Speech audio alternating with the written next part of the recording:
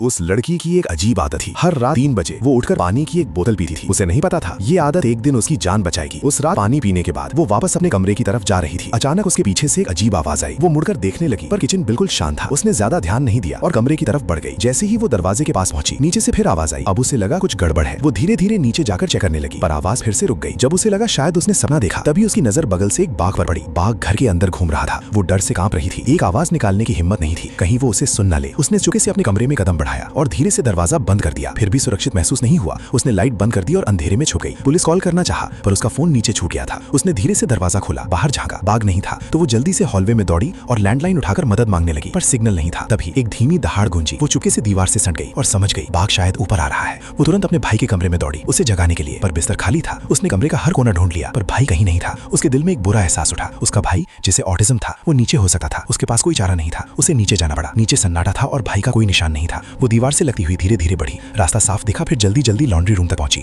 वहां उसने अपनी जेब से फोन निकाला, फिर से मदद मांगने की कोशिश की पर अब भी सिग्नल नहीं था। कॉल नहीं हो रही थी। वो समझ नहीं पा रही थी क्या करे। तभी उसने पास में तेज कदमों की आवाज सुनी। उसे लगा भाई आ गया। उसने धीरे से दरवाजा खोला और धीमी आवाज में पुकारा, भाई। पर वो छोटी सी आवाज उसके भाई को नहीं लाई, वो बाघ को लाई। बाघ को देखकर वो बुरी तरह डर गई, मुड़ी और पूरी ताकत से भागी मुख्य दरवाजे तक। जल्दी से दरवाजा खोला बाहर निकलने के लिए, पर दरवाजा खोलते ही वो ठिठक गई। निराशा उस पर पूरी तरह छा गई।